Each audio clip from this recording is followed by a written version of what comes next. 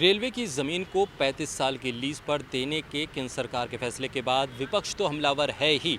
ऐसे में आवाम क्या सोच रही है, आवाम की राय क्या है, वो क्या कुछ कहती है, यही जानने के लिए आज आवाम की आवाज़ में हम निकले हैं और लोगों की राय जानेंगे। वो राय आप तक पहुंचाएंगे कि दरअसल अगर प्राइवेटाइजेशन की तरफ ये बढ़ता हुआ पहला कदम है तो फिर क्या प्राइवेटाइजेशन के फ़ायदे हैं, क्या नुकसान है और सरकार के इस फैसले को आवाम किस लिहाज से देखती है। तो चलिए बढ़ते हैं आगे। तो रेलवे का प्राइवेटाइजेशन क्या अब एक बढ़ता हुआ कदम है? देश में प्रधानमंत्री नरेंद्र मोदी की एक महत्वाकांक्षी योजना का हवाला देते हुए केंद्रीय मंत्री अनुराग ठाकुर ने जिन बातों का जिक्र किया है उस पर आवाम की राय हम जानेंगे। सर, 35 साल के लिए अब रेलवे की ज़मीन को प्राइवेट पार्टीज इस्तेमाल कर सकेंगी, ये सरकार का फैसला है। क्या रेलवे का भी प्राइवेटाइजेशन होने जा रहा है?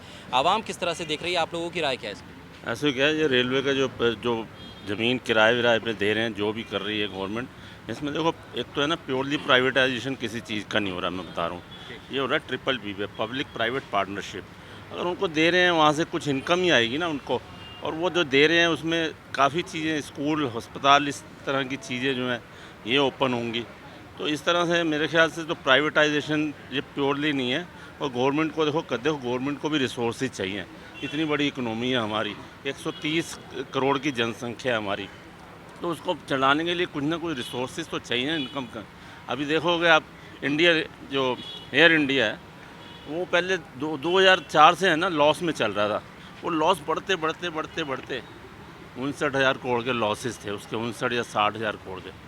तो ठीक है, अब टाटा को दे दिया उन्होंने। अब टाटा जो है, टाटा नेचुरली बात है, प्राइवेट कंपनियों की कैपेसिटी होती है पैसा लगाने की भी, हर चीज़। कोई ऐसा नहीं है कि कईयों को, लोगों को शिकायत रहती है कि अडानी को ये कर दिया और वो अंबानी को ये कर दिया। अब टाटा को दिया उन्होंने, अब टाटा उसको रिवाइव करेगा। इसी तरह टाटा को 2 साल पहले एक बड़ी सिक कंपनी थी जिसका बड़ा घाटा चल रहा था, कोई इस्पात कंपनी थी, नीलांचल इस्पात। अब उसको जो है ना, वो उसमें प्रोडक्शन नहीं हो रही, कुछ नहीं हो रही, कुछ भी नहीं हुआ। अब 2 साल के बाद उसने ऐसा मॉडर्न बना दिया, ऐसी कंपनी बना दी है कि अब वो उसकी जो है ना, मतलब उसमें प्रोडक्शन भी स्टार्ट हो रही है और सब एम्प्लॉयज़ भी रख लिया, तो एम्प्लॉयमेंट भी जनरेट होगी। ऐसी बात नहीं है, एम्प्लॉयमेंट बिल्कुल जनरेट होगी। तो ये थोड़ा सा है ना, इसका इम्पैक्ट आपको इमीडिएटली नज़र नहीं आएगा। इसका इम्पैक्ट आपको 5-6 साल बाद नज़र आएगा कि क्या हो रहा है और देश के बेनिफिट में हो रहा है या नहीं हो रहा। ये मेरा कहना है। ठीक है, सरकार के पास ऐसी क्या कमियां हैं या ऐसी क्या कमज़ोरी है कि एक प्राइवेट कंपनी तो एक डूबती हुई कंपनी को उभार देती है, लेकिन सरकार के पास तमाम अधिकार, तमाम रिसोर्स होने के बाद भी वो चीज़ नहीं कर पाती। एयर इंडिया आपके पास से चली गई, सरकारी बैंकों का प्राइवेटाइजेशन हो रहा है या मर्जर कर दे रहे हैं आप। उसके बाद खबर ये आई कि रेलवे को जो 35 साल के लिए रेलवे की ज़मीन लीज़ पर देंगे, उससे पहले खबर ये भी आ गई कि अडानी अब आने वाले 3 साल में रेलवे में इन्वेस्ट करने जा रहे हैं। तो ये तमाम चीज़ें हो क्या रही हैं? सरकार अगर एक अधिकार क्षेत्र उसके पास है, कानून बनाना उसके पास है, उसके पास पूरी इकनॉमी है, उसके बावजूद अगर वो किसी चीज़ को रिवाइव नहीं कर सकती है, तो फिर सरकार का मतलब क्या है? देखिए, ऐसा है कि मैं शोभित मिश्रा दिल्ली से बोल रहा हूँ। परिवेश जो बदल रहा है, हम लोग प्राइवेट सेक्टर में हम लोग भी हैं और गवर्नमेंट एम्प्लॉई से हम लोग लाइजनिंग करते हैं, काम करते हैं। एक्चुअली क्या है कि गवर्नमेंट एम्प्लॉई जिनको जो काम सौंपा जाता है, वो काम वो वहीं बैठ के काम करते हैं। एसी का अगर है तो एसी में बैठ के काम करते हैं, वो जो अपनी जगह से बाहर नहीं आते, अपने टेरिटरी से बाहर नहीं आते। और प्राइवेट वाले हैं, वो हर जगह, हर फील्ड में हर जगह जाना पड़ता है, उनकी मजबूरी होती है, क्योंकि हम लोग हर समय रडार के अंदर होते हैं, तो हम लोग की पहुंच हर जगह होती है और हम लोग को हर समय अपने बॉस से टच में रहना पड़ता है। लेकिन इन लोग के पास क्या है, इन लोग को एक अगर पदवी दे दी जाती है तो उसका वो उपयोग अपने लिए करते हैं, उनकी फैमिली उसका अपना सदुपयोग करती है। और उसको जो है, वो जैसे कृषि मंत्रालय अगर दे दीजिए तो कृषि मंत्रालय वो कृषि वो दिल्ली में होल्डिंग लगा रहा है, जबकि उसकी होल्डिंग जो है तहसील में लगनी चाहिए, उस जगह प्रॉपर गाँव में लगनी चाहिए, वहाँ पे उसकी जानकारी बढ़नी चाहिए। उसी तरह जो आपने अभी कहा कि प्राइवेटेशन अगर इसमें रेलवे में हो रहा है, आप देखिए कि ज़्यादातर आप किसी ट्रैक में निकल जाइए, आप देखिए उसके बगल में जो ज़मीनें खाली रहती हैं उसमें अतिक्रमण होता है और उसमें दुरुपयोग होता है। अगर गवर्नमेंट 35 साल की रहती है तो वो अधिकार गवर्नमेंट के खुद पास है। 35 साल तक अगर वो सदुपयोग करते हैं तो गवर्नमेंट उसका जो है पैसा रिन्यू कलेक्ट करेगी, और अगर वो 35 साल हो जाएंगे तो वो वापस गवर्नमेंट के पास चली जाएगी। तो इसमें कोई दिक्कत नहीं है। और वो साइड की ज़मीनें अतिक्रमण में चली जाती हैं, बल्कि प्लांट लगाना चाहिए, बल्कि छोटी छोटी खेती लगानी चाहिए, बल्कि छोटे छोटे उद्योग लगाने चाहिए जो 35 साल के अंदर रिकवर हो जाए। अगर उनको तोड़ के फिर अगर रेलवे ट्रैक बढ़ाना है तो गवर्नमेंट के पास आय भी हो जाएगी, और जब जब ज़रूरत होगी तो गवर्नमेंट उसको जो है बढ़ा सकती है चीज़ों को। और वैसे क्या कभी कहीं मंदिर बन जाता है, मेरे ही आसपास हमने देखा कई जगह मंदिर बन गए, कई जगह मज़ार बन गए, कई सारी जगह दुरुपयोग हो गया। लेकिन अगर उसको सदुपयोग हो और गवर्नमेंट को उसका फ़ायदा मिले, अब आप देखिए किसी भी रेलवे स्टेशन पे जाइए, अगर आप जाइए आज से 20 साल पहले 30 साल पहले कितनी मक्खियाँ होती थी, कितना गंदे होते थे हैं, और वहाँ पे हम लोग खाना नहीं खा पाते थे, गंदी से भरी रहती थी ट्रैक, किसी भी प्लेटफॉर्म की मैं बात कर रहा हूँ। लेकिन आज आप जब देखिए, आज आप किसी भी ट्रेन में बैठिए, वो साफ़ करने वाला आता है, एक पुस्तिका होती है उसमें साइन करवाता है, तो हम उसको कहते हैं ये गंदा है, तुरंत साफ़ करता है। कंप्लेन है, हम कर सकते हैं। पहले हमें ये जानकारी नहीं थी, बल्कि गवर्नमेंट को और डिस्प्ले करना चाहिए कि यहाँ पे आप कंप्लेन, बल्कि टिकट पे भी लिखना चाहिए कि यहाँ पे आप कंप्लेन कर सकते हैं।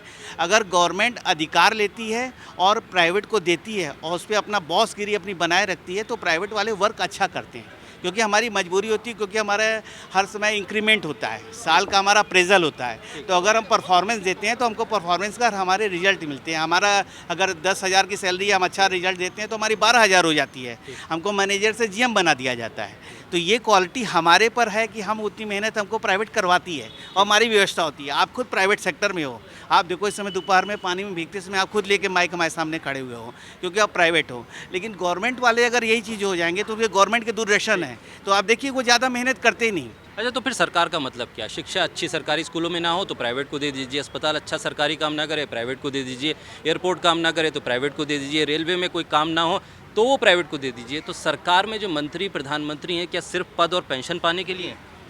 ऐसा है, मैं तो किसी पार्टी का समर्थक नहीं हूँ, लेकिन मेरे को ऐसा लग रहा है कि ये जो गवर्नमेंट के ऑफिसर है, अधिकारी है, ये बराबर से ठीक से काम करना नहीं चाहते या नहीं कर रहे। इसके लिए ये देश में जो प्राइवेट सेक्टर में सब जा रहे हैं, इसके लिए जाना पड़ रहा है। गवर्नमेंट अच्छे से उस पर ध्यान दे, फोकस करे, तो क्यों प्रॉफिट नहीं कर सकते हैं? क्यों वो मंत्रालय या कोई भी, अब रेलवे की बात आप अभी की, रेलवे देना पड़ा, दूसरे को बेचने की बात हो रही है अभी किसी प्राइवेट कंपनी को। वो प्राइवेट कंपनी कहाँ से लेके आएगी? वो कैसे मैनेज करेगी? वो क्यों फ़ायदे में चलती है? तो उसकी जगह मतलब सरकार की कमजोरी है ना, ये तो नहीं चलाने की नाकामी है ना, ये सरकार की। कोई भी सरकार रहे, बेचने की बात करती है वो तो नाकामी है उसकी। तो सरकार को इस पर ध्यान देना चाहिए अच्छे से, नरेंद्र मोदी जी को, और उस पर अच्छे से काम करवाना चाहिए। सरकार का देखो, हाँ, सरकार का देखो सरकार का जो काम है ना, देखो सरकार चलाना है।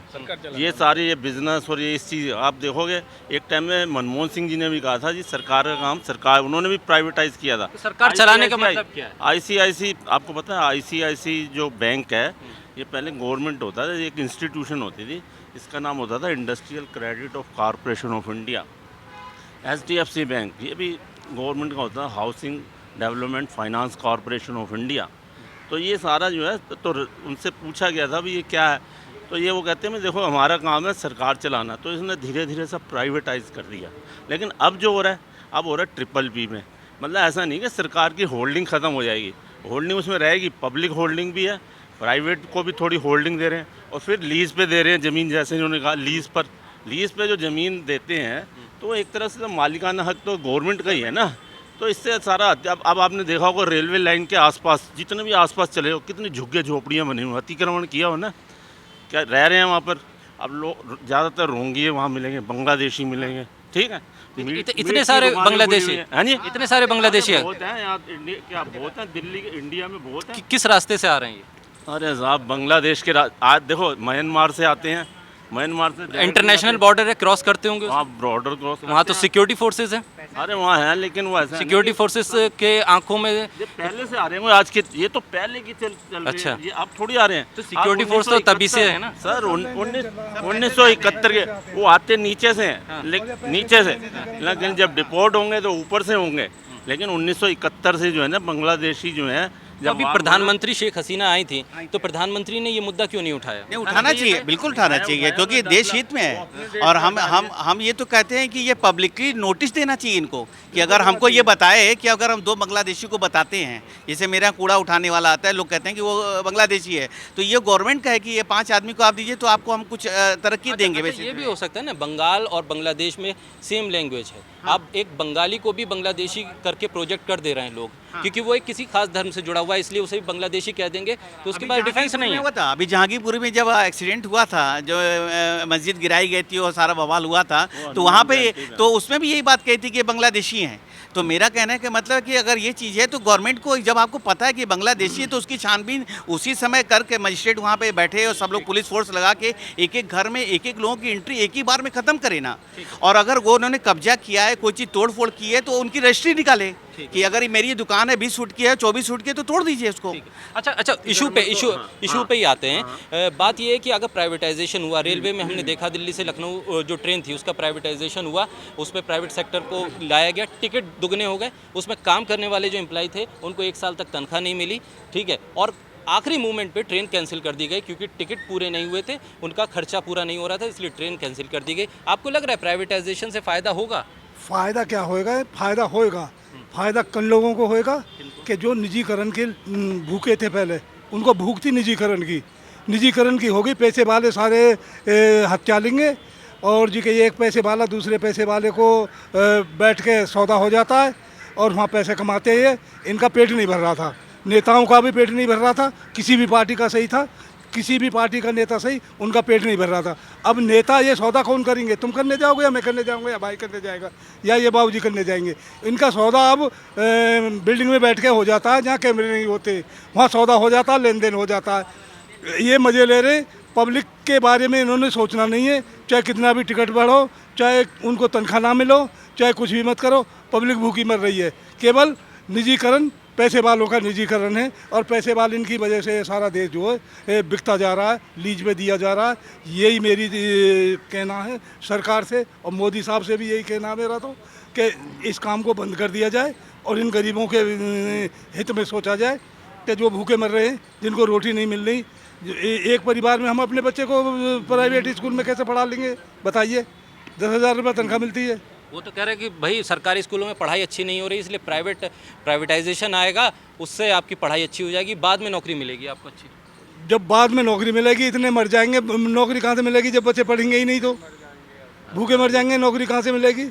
आपको भर रहे जी। अब तो सरकारी स्कूल जो हैं, सरकारी अभी सरकारी स्कूल जो हैं, अभी मोदी जी ने ऐलान किया 27,600 करोड़ का बजट, 14,500 स्कूल जो हैं उनको मॉडर्न बना रहे हैं और धीरे धीरे बनेंगे। क्योंकि देखो हमारे देश में सरकारी स्कूल जो है ना, मतलब कितने हैं, 10.5 लाख हैं, 80% लोग उन्हीं में पढ़ते हैं और 27 करोड़ जो बच्चे हैं ना वो सरकारी स्कूलों में पढ़ते हैं। तो अब देखो उन्होंने इनिशिएटिव तो लिया। केजरीवाल जी खुद कह रहे हैं, केजरीवाल जो अपने स्कूलों को मॉडल बताता है, वो कह रहे हैं जी कि मोदी जी ने बड़ा अच्छा काम किया है, क्योंकि देश के जो हमारे स्कूल हैं ना, आज़ादी के बाद 75 साल हो गए, वो कबाड़ हैं, स्कूल नहीं है, सरकारी स्कूल कबाड़ हैं। अब उन्होंने कहीं ना कहीं ये एक्सेप्ट कर लिया कि कबाड़ है, मतलब इंक्लूडिंग दिल्ली। लेकिन दिल्ली के स्कूल वो कहते हैं हमने तो बड़ा कम पैसों में है ना अपने स्कूलों को बड़ा मॉडल बना दिया है। अरे कम पैसों में बना दिया, वो खुद ही कह रहे हैं, कोई जनता में से तो कोई कहता नहीं है, बहुत कम लोग मिलेंगे जो कहते हैं। तो मेरे को अब मोदी ने ये इनिशिएटिव लिया, लेकिन 75 साल में पहले किसी ने ये इनिशिएटिव लिया। अब 27.5 करोड़ का बजट है, 27.5 करोड़ का बजट। प्राइवेट स्कूल जो बन रहे हैं, आप किसी, अभी बिहार का हमने देखा था टॉपर, हाई स्कूल इंटर का भी जस्ट जो आया था, पता चला कि वो लिख लोड़ा पढ़ पाता, उसको कुछ भी नहीं आता। तो हमारे कहने के बाद जितने भी नेता हैं कमिटेड हों कि हमारे बच्चे वहीं उन्हीं के स्कूल में पढ़ेंगे जो उनका गवर्नमेंट का स्कूल है। तो अगर मैसेज हम खुद देते हैं तो आप करिए ना, लेकिन एक भी नेता का बच्चा नहीं पढ़ता। हमने नहीं देखा किसी नेता का, किसी भी सैनिक का बच्चा, किसी भी टॉप क्लास के अधिकारी का बच्चा, IAS PCS कोई भी हम कैसे किसी का बच्चा उसमें क्यों नहीं पढ़ता है। खाली आप मैसेज देते हैं गरीब गरीब गरीब, एक आप उसका एंजॉय करते हैं, गरीबी एक वर्ड का आप उसका एंजॉय करते हैं, ठीक है। तो ये गलत है। आप अपने मैसेज दीजिए ना कि मैं IAS PCS वाले लड़के यहाँ पढ़ रहा हूँ। गरीब नहीं है हमारी कंट्री जो है। आपको पता है अर्थव्यवस्था के मामले में पूरे वर्ल्ड के अंदर 5वें नंबर पे है। अभी यूके को पछाड़ा है, यूके 5वें नंबर पे था। उसका है जो टोटल जो अर्थव्यवस्था है 816 अरब डॉलर की है, यहाँ पर 854 करोड़ अरब डॉलर की हो गई है। ये 5वें नंबर पे जब देश आ गया अर्थव्यवस्था में, तो आपकी जेब को कुछ फ़ायदा हुआ इससे? जेब को फ़ायदा हुआ, इतना फ़ायदा हो गया जेब को कि बच्चे इनको पढ़ा नहीं सकते और बच्चे इनको लिखा नहीं सकते और कोई फल नहीं खा सकते, कोई ऐसी चीज़ नहीं खा सकते, केवल दाल रोटी खाते हैं और वो भी कभी मिल जाए कभी ना भी मिले। अच्छा, प्राइवेटाइजेशन से अच्छा फ़ायदा क्या आपको नज़र आता है? आपको फ़ायदा अगर कुछ नज़र आता हो कि कोई चीज़ अगर प्राइवेट कर दी जाए तो उससे क्या कुछ आपको फ़ायदा हो? देखो मेरा कहना तो ये है कि ये कानून बनाई जाए, सख्त ऑर्डर होना चाहिए, कानून सख्त होनी चाहिए और ये प्राइवेट बिल्कुल भी नहीं होना चाहिए। सरकार के हाथ में सारा कुछ होना चाहिए और कानून बननी चाहिए। ये प्राइवेट में ये ठेकेदार जो ठेका लेते हैं, चाहे अंबानी सही या अडवाणी सही या छोटे छोटे ठेकेदार सही, एक चाहे इसका रोड का टेंडर सही, इनमें सब ये पैसे खाते हैं। धांधलेबाजी है। नेताओं के पास पहुंच जाते हैं गड्ढा भर भर के और पकड़े जाते हैं। वो अभी देखा ना तुमने, इतने तो नोट निकले इनके पास में। अरे गरीब आदमी के घर में छापा मारो ना, उसके रोटीन का भी तो छापा मारो एक दिन कि इसके घर में आटा है या नहीं है। इनके छापा मारो तो नोट निकलते। ये सारे नोटों को तो यही इकट्ठा कर रहे हैं, इसीलिए तो ये प्राइवेट लेके चल रहे हैं सारा कुछ। ये सारे नोटों को इकट्ठा कर रहे हैं। बल्कि स्कूलों को भी सब्सिडी देनी चाहिए, जैसे जो गैस सिलेंडर में देते हैं, बाकी चीज़ों में सब्सिडी देते हैं, पेट्रोल में सब्सिडी देते हैं।